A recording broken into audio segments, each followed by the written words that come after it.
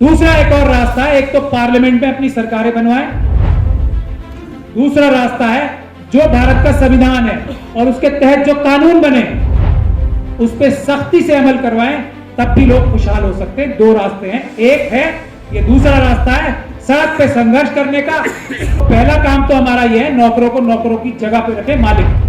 ये supreme court के जजेस, ये प्राइम मिनिस्टर, ये चीफ मिनिस्टर, ये आईएएस ऑफिसर, ये चीफ सेक्रेटरी, ये सब हमारे नौकर हैं। तो हम लोगों के ऊपर बंदिशें हैं कि अगर ज्यादा लोग आएंगे तो हमें बैन कर दिया जाएगा। तो हम बहुत ही फूक के कदम उठा रहे हैं। हम लोगों के ऊपर बंदिशें हैं कि अगर ज्यादा लोग आएंगे तो हमें बैन कर दिया जाएगा। तो हम बहुत ही फूक के कदम उठा रहे हैं। आज पीर वाले दिन कामकाजी लोगों का यहाँ आना हौसले का बायस है। प्रोग्राम को भी 18 तारीख की रामलीला मैदान में होना चाहिए था, लेकिन स्पेशल सेल ने हमें बताया कि 80,000 से भी ज्यादा लोग हो जाएंगे। यहां भी हमारे ऊपर दबाव है कि अगर आपके 540 लोगों से ज्यादा लोग हुए तो हम आपका प्रोग्राम कैंसिल कर देंगे। इसीलिए आप सबके ताउन का बहुत बहुत शुक्रिया अदा करता हूं। आज के इस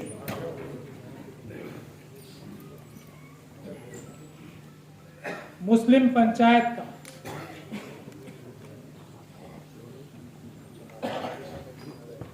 ऑर्गेनाइज करने के लिए जो इंस्पिरेशन देने वाले हैं, ईमान वाले मौलाना तौकीर रजा साहब का भी मैं बहुत शुक्रिया अदा करता हूं। ईमान वाले मैंने इसलिए बोला कि जिस दिल में डर होता है वो ईमान थोड़ा थोड़ा उसमें से गायब हो जाता है। तो इसीलिए ईमान वाले मौलाना तौकीर रजा साहब का बहुत बहुत शुक्रिया अदा करता हूं। हीरा कुमार सरनिया साहब का भी बहुत बहुत शुक्रिया अदा करता हूं। मैं इनसे आसाम में भी मिला था, मेंबर ऑफ पार्लियामेंट लोकसभा से हैं ये आसाम से, लेकिन ये ट्राइबल लीडर हैं, लेकिन हर मजलूम की आवाज उठाते हैं। इसीलिए आज इनको बिलखुसूस इस प्रोग्राम में बुलाया गया था। ये हर मजलूम का दर्द दिल में रखते हैं। इन दोनों शख्सियत से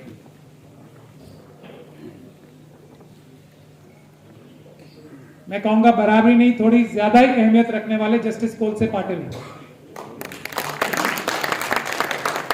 इनकी कुर्बानियों की लंबी फहरिस्त है। अगर मैं उस पर बोलने लगा तो फिर मैं और कुछ नहीं बोल पाऊंगा, इसलिए मैं माफी चाहता हूं कि मैं इनकी कुर्बानियों की, लेकिन ये भी बहादुर इंसान हैं और ये महाराष्ट्र में नहीं पूरे मुल्क में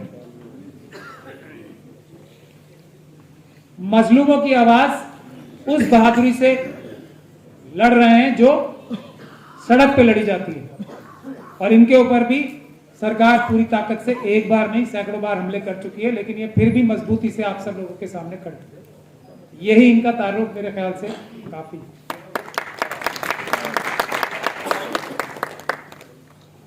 भंते जी मौजूद हैं हमारे सामने यहाँ, मैं उनका भी बहुत बहुत शुक्रिया अदा करता हूं कि वो कम नोटिस पे हमारी आवाज सुनकर यहां आए हुए तमाम लोगों का माफी के साथ मैं नाम नहीं ले रहा हूं, लेकिन एक से बढ़कर एक मायनाज हस्तियां यहां मौजूद हैं। क्योंकि समय की बंदिश, समय की पाबंदी मेरे ऊपर भी है, तो उसका अमल मुझे भी करना पड़ेगा। हमारा ये प्रोग्राम ऑल इंडिया मुस्लिम महापंचायत, आप सभी लोगों को पता है, ये रामलीला मैदान में होना था। उसको रोका सरकार ने, इसलिए मैं छोटे में बता देना चाहता हूं कि मुसलमान, हम पे ये बंदिश लगाई गई, आप मुसलमान हो, मुस्लिम महापंचायत करो, बड़ी खुशी से करो, लेकिन सिर्फ मुसलमानों की आवाज उठाओ। ये जो आप बोल रहे हो कि मुसलमान अपनी मीटिंग में, अपनी महापंचायत में schedule caste, schedule tribe OBC और सिख, क्रिश्चियन, बौद्ध की, महिलाओं की, गरीबों की आवाज उठाओगे, ये प्रोग्राम सरकार नहीं होने देगी, ये हम पे बंदिश लगेगी। और प्रोग्राम की परमिशन लेके कैंसिल किया गया। हम लोगों ने कोर्ट से इजाजत ली, लेकिन कोर्ट को भी यह बताया गया कि 10,000 से ज्यादा की परमिशन नहीं देनी चाहिए। कोर्ट ने हमारे ऊपर 10,000 की बंदिश लगाई। उसके बावजूद भी रुकावटें, कोर्ट के आदेश के खिलाफ जाकर भी रुकावटें सरकार ने डालना बंद नहीं किया। तो हम लोगों ने यह फैसला किया, मौलाना तौकीर रजा ने इस बात का हमें सजेशन दिया कि इससे भी अच्छा एक रास्ता निकाला जाए। हम हर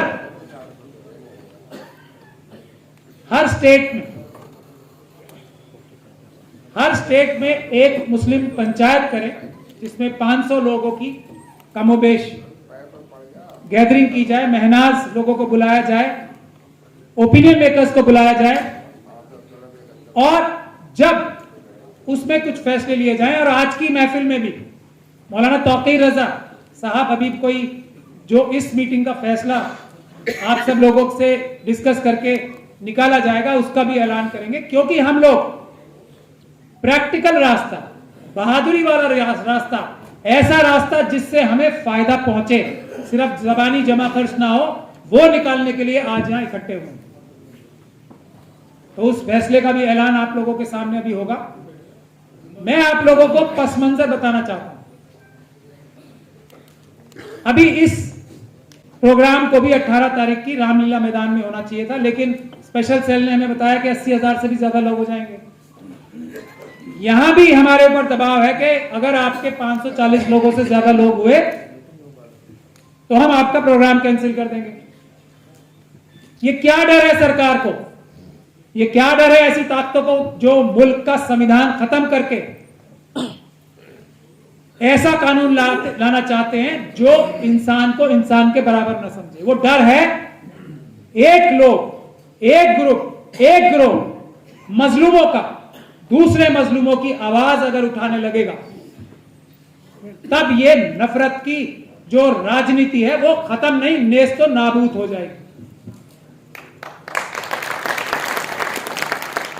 मुसलमान मुसलमानों की आवाज उठाएं, ट्राइबल की आवाज उठाएं, शेड्यूल कास्ट की आवाज उठाएं, ओबीसी की आवाज उठाएं, सिख की आवाज उठाएं, क्रिश्चियन की आवाज उठाएं, बौद्ध की आवाज उठाएं। सरकार खुश होती है, लेकिन मुसलमान अगर SC ST OBC माइनॉरिटी की बात उठाता है तो सरकार के पैरों तले जमीन निकल जाती है। यह रास्ता हमें ऊपर वाले ने दिखाया है इस हमारे ऑल इंडिया मुस्लिम महापंचायत के जरिए, और जो रुकावटें हमारे सामने पेश की जा रही हैं उसके जरिए। और इस रस्सी को, इस रास्ते को हम इंशाअल्लाह ताला अब नहीं छोड़ने वाले, ये हम ऐलान करते हैं।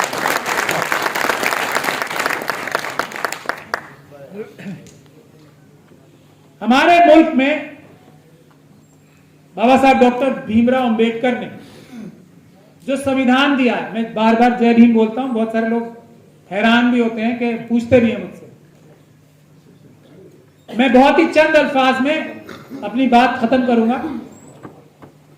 ये जो भारत का संविधान बना है, ये सिर्फ इंसान को इंसान के बराबरी का हक नहीं दिलवाता, ये बल्कि उसको इज्जत से जिंदगी दिलवाने के लिए भी सब वसाइल मुहैया कराता है।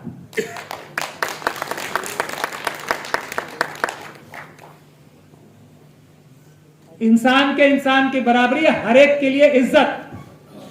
अब मैं आप लोगों से पूछना चाहता हूं, बुद्ध धर्म से लेकर बुद्धम से, मैं माफी चाहता हूं मुफ्ती साहब से, क्रिश्चियनिटी, जुडाइज्म, इस्लाम, सिखिज्म, लिंगायतिज्म और हमारे जितने भी लीडर्स रहे, कायद रहे, रविदास, कबीरदास, रैदास, जितने भी महान शख्सियतें रही हैं, उनका सोशल मैसेज, रसूल अल्लाह का सोशल मैसेज चाहता।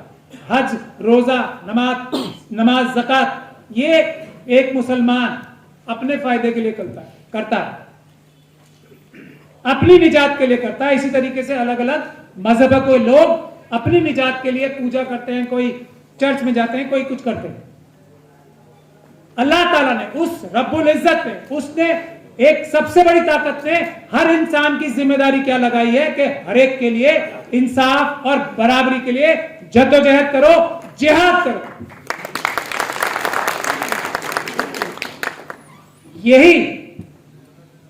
यही हर मजहब का सोशल मैसेज का जुज है हमारा भारत का संविधान।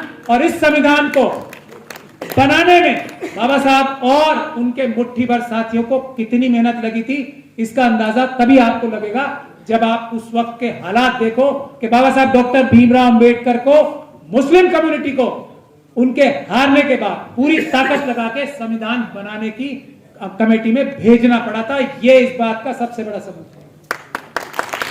लोग जाने नहीं देना चाहते थे बाबा साहब को, क्योंकि बाबा साहब ये करते कि सभी मजहबों की अच्छी बात, सोशल मैसेज इकट्ठा करके वो, और इसी की वजह से, और इस संविधान में ही सारे सोल्यूशन है हमारे। एक वोट का हक देकर, जो एक वोट लोग नहीं चाहते थे कि हर एक को एक वोट का बराबर का हक मिले। इस मुल्क के हर एक जमीन की गहराइयों से आसमान की ऊंचाइयों तक इस मुल्क के हर एक बाशिंदे को एक वोट का अधिकार देके बाबा साहब डॉक्टर भीमराव अंबेडकर के संविधान ने, आपके और हमारे संविधान ने हमें इस मुल्क का बराबर का मालिक बनाया है। यह भारत का संविधान है।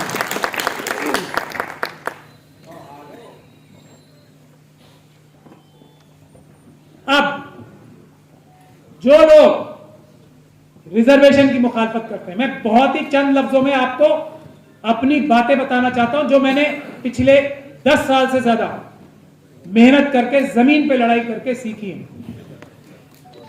हमें कोई ऐसा रास्ता निकालना पड़ेगा, मौलाना भी ऐलान करेंगे, जिससे ये जो हमने नफ्स पकड़ी है ना, मुसलमान सिर्फ मुसलमान की बात करें, कोई गलत बात नहीं है, बिल्कुल गलत बात नहीं है, सही बात है। सब मजलूम है, मुसलमान भी मजलूम है, शेड्यूल कास्ट भी मजलूम है, शेड्यूल ट्राइब भी मजलूम है, ओबीसी भी मजलूम है, सिख क्रिश्चियन बौद्ध भी मजलूम है, गरीब भी मजलूम है। कुछ मुट्ठी भर लोग हैं जो मुल्क के सारे वसाइल, जो मुल्क के हर एक परिवार को खुशहाल बना सकते हैं, वो अपने कब्जे में करके बैठे हैं। 1% से भी कम लोग।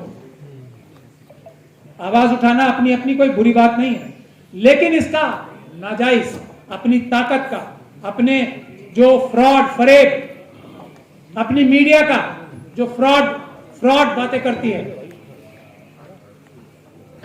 अपने उन जेबी इंडस्ट्रियलिस्ट के जरिए सारे मुल्क के वसाइल कब्जा करके और उसका इस्तेमाल करके अगर कोई एक इंडिविजुअल ग्रुप अपनी आवाज उठाता है तो उसका नाजायज इस्तेमाल करके, पोलराइजेशन करके उसका नाजायज फायदा नुकसान करने वाले ही उठाते हैं। इसीलिए हमें कोई ऐसा रास्ता ढूंढना पड़ेगा और वो रास्ता भारत के संविधान में ही मौजूद है। रिजर्वेशन का कॉन्सेप्ट भारत के संविधान में ही मौजूद है। एक वोट और एक आदमी, एक बराबर एक के जो मिशन सेव कॉन्स्टिट्यूशन का मोटो भी है, जो उसका सिंबल भी है, वो क्या है? रिजर्वेशन है हर एक इंडिविजुअल इंसान के लिए उसका बराबर का हक दिलवाने के लिए। तो अगर हम एक कॉमन एजेंडा बना सके, तो हम सब लोगों की मुसीबतों का समाधान हो जाएगा। वो कॉमन एजेंडा बनाने ही हम आज यहां बैठे हैं। और मैं तजवीज करूंगा और आप सब लोगों के वोट भी हासिल करना चाहूंगा, जो तजवीज मैं कर रहा हूं। उसके बाद रास्ता दिखाने के लिए मौलाना तौकीर रजा उस पर फरमाएंगे आपके सामने। सब 2 सॉल्यूशन है हमारे पास और दोनों साथ साथ करने पड़ेंगे।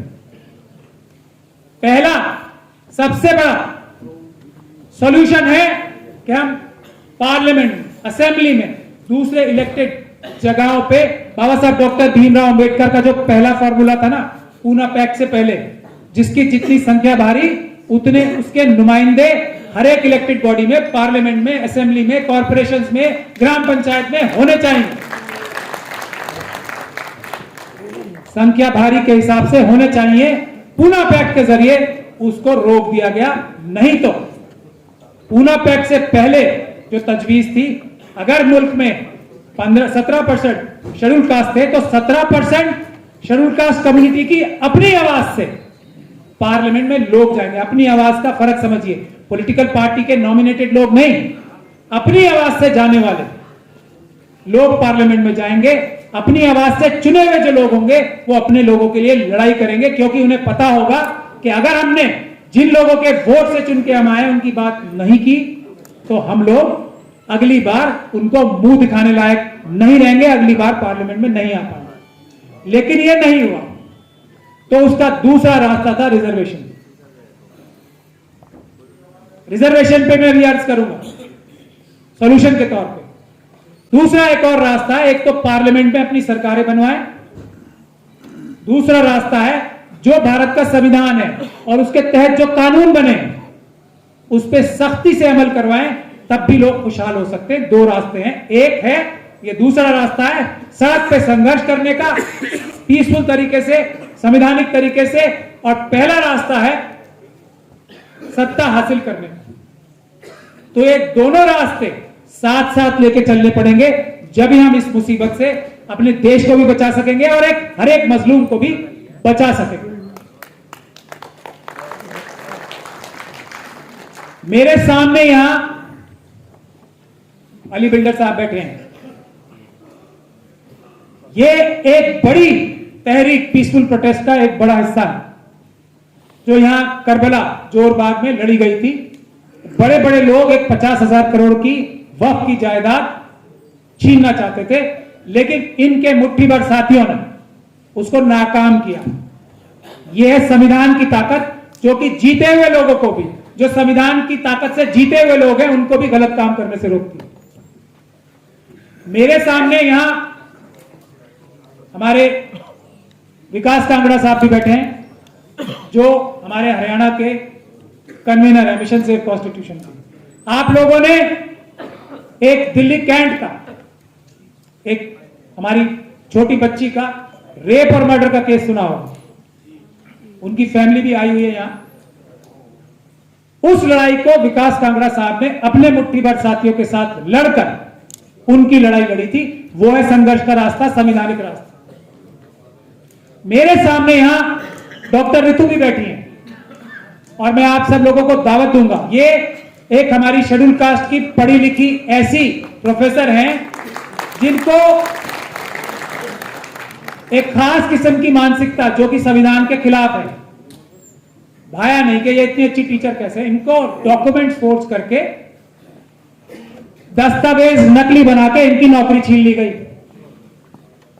ये अपनी लड़ाई, अपनी नहीं, अपने सारे जैसे लोगों की, जिनको झूठी बुनियाद पर जिनकी नौकरियां छीन ली जाती हैं एजुकेशनल इंस्टीट्यूशंस में, दूसरी जगहों पर, उनकी लड़ाई पिछले आज 110 दिन से लड़ रही है सड़क पे बैठ के। यह है रास्ता दूसरा, दिल्ली यूनिवर्सिटी में। तो ये जो रास्ते हैं, ये इख्तियार करना बहुत जरूरी है। उसके लिए भी मिशन सेव कॉन्स्टिट्यूशन, ये जो हमने अभी आपसे अर्ज किया कि हर एक स्टेट कैपिटल में ये मुस्लिम पंचायत होगी और वो सभी की आवाज उठाएगी, तो हम ये चाहते हैं कि हमारे इस तरह की सड़क पे लड़ाई करने के ऑफिसेस भी खुले हर जगह। ये हमारा पहला रास्ता है कि जो सरकारें चुनी हुई हैं उनको भी मजबूर करें कि हक तलफी ना की जाए, उनको भी मजबूर करें कि हमें खुशहाल रखा जाए। मिशन सेव कॉन्स्टिट्यूशन ने दिल्ली दंगों में, और यहां पर जो नेशनल हॉकर्स फेडरेशन के लोग भी आए हुए हैं हमारे, और उसमें हमारे दिल्ली के कन्वीनर भी एक महत्वपूर्ण कड़ी है। अभी आप सब लोगों के सामने राजेश कुमार जी आए थे। उन लोगों ने भी पुलिस को, जो मैं बार बार कहता हूं ना, ये सरकारी नौकर हमारे नौकर हैं, पुलिस को, नौकरों को नौकरों की जगह रखने का काम भी नेशनल हॉकर फेडरेशन ने बड़े अच्छी तरीके से दिल्ली में किया है। उसके लिए भी वो तारीफ का मुस्तहिक है। तो पहला काम तो हमारा ये है, नौकरों को नौकरों की जगह पे रखे मालिक। ये सुप्रीम कोर्ट के जजेस, ये प्राइम मिनिस्टर, ये चीफ मिनिस्टर, ये आईएएस ऑफिसर, ये चीफ सेक्रेटरी, ये सब हमारे नौकर हैं। तो नौकर को नौकर की जगह रखना, उससे नौकर की तरह काम कराना, इज्जत से, मैं बेइज्जती करने की, नौकर का मतलब बेइज्जती नहीं, इज्जत से काम कराना, लेकिन काम करने के लिए संवैधानिक तरीके से मजबूर करना, ये पहला रास्ता।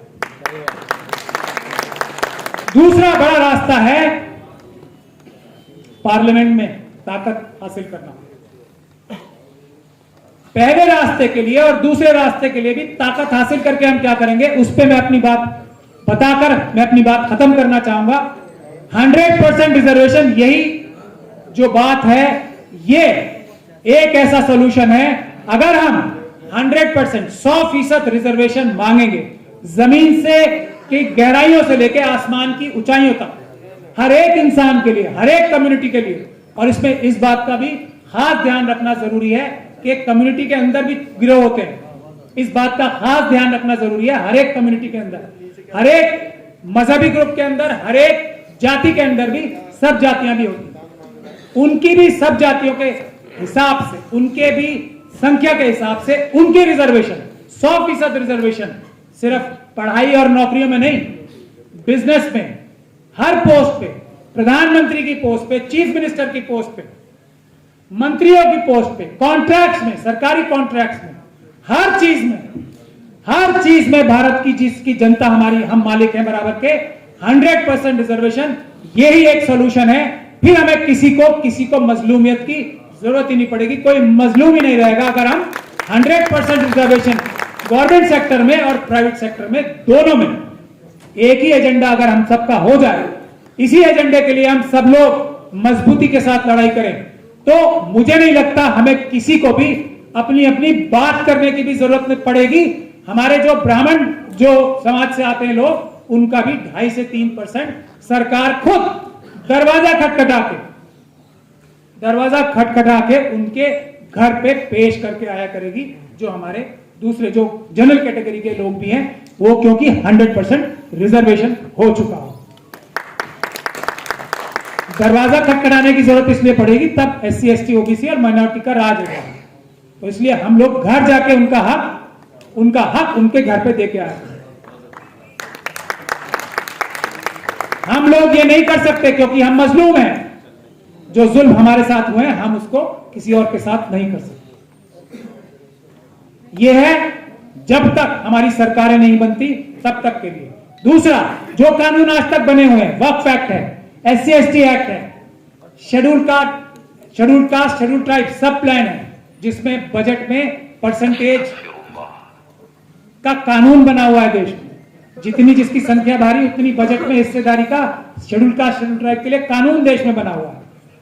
वक्फ, SC ST act, SC ST सब प्लान, रिजर्वेशन नौकरियों में और एजुकेशन में जो आज की तारीख में मौजूद है, जिसको बैकलॉग और नॉट फाउंड सूटेबल के जरिए खत्म किया जाता है, उसके इंप्लीमेंटेशन जो सरकार जो पार्टी करना चाहे और उसके सबूत हमें दे, धोखाधड़ी नहीं, वो है उस टाइम से पहले का सलूशन, जो पहला सलूशन है जब तक हम अपनी सरकारें नहीं बनाते। तो ये हमारी डिमांड्स है। 100% रिजर्वेशन मैंने सब चीजों में, वक्फ एक्ट और जो पार्ट 3 है फंडामेंटल राइट्स का पार्ट है कॉन्स्टिट्यूशन में, उसकी हुकूमतूली करने वाला को उम्र कैद तक की सजा, फंडामेंटल राइट्स की, राइट टू रिलीजन की, हम अपना जीवन कैसे निर्वाह करना चाहते हैं उसकी गारंटी संविधान ने दे रखी है। तो उसके लिए उम्र कैद की सजा, ये हम गारंटीज चाहते हैं। जो हम आज वोट देने जाते हैं तो हमें वोट देने का भी अधिकार तो है, लेकिन पता नहीं कि इकट्ठे होकर वोट की ताकत का इस्तेमाल कैसे किया जाए। इस बारे में मौलाना तौकीर रजा अभी आप लोगों के सामने आपकी राय लेकर रास्ता निकालेंगे, क्योंकि पॉलिटिकल पार्टीज के पास आप चुनाव से पहले जाइए किसी के पास भी, तो वो कहेगा आपको चांद चाहिए, सितारे चाहिए, हम सब दे देंगे। इलेक्शन होने के बाद कुछ नहीं मिलेगा, वो एक अलग बात है। तो उसको कैसे महफूज किया जा सके, उसका रास्ता अभी मौलाना तौकीर रजा साहब सबसे कंसल्ट करके ऐलान करेंगे। तो मुझे यही बात कहनी थी। आप लोगों में से जो लोग 2-2 मिनट बोलना भी चाहे वो अपनी पर्ची दे सकते हैं, हम अपना एक नुमाइंदा यहाँ पे सर्कुलेट करेंगे। एक चीज कहकर मैं अपनी बात खत्म करना चाहता हूं कि इस मिशन के साथ जो हम लोग कर रहे हैं, ये हम भारत के मुसलमान जो इनिशिएटिव ले रहे हैं, मैं ये चाहूंगा और उसके लिए मिशन सेव कॉन्स्टिट्यूशन कोशिश कर रहा है, करेगा भी। हमें DC कपिल साहब का नाम लेना भूल गया, ये ठेकेदारी प्रथा का, ये अभी कई बार जेल भी जाके आ चुके हैं, ये भी सड़क पे संघर्ष कर रहे हैं। ये संघर्ष करने का ही रास्ता है। EVM के लिए भी सड़क पे संघर्ष करना पड़ेगा, वरना वोटों की भी वैल्यू नहीं रहेगी। तो मैं किसी का नाम भूल जाऊं तो मैं माफी चाहता हूं। तो मैं ये अर्ज करना चाहता हूं कि ये स्टेज पे एक से बढ़कर एक महनाज हस्तियां, मैं तो उन सब में छोटा हूं, एक से बढ़कर एक महनाज हस्तियां यहां मौजूद हैं। मौलाना तौकीर रजा की गाइडेंस पे स्टेज पे हमारे कोई आदमी नहीं है, क्योंकि सब बराबर हैं।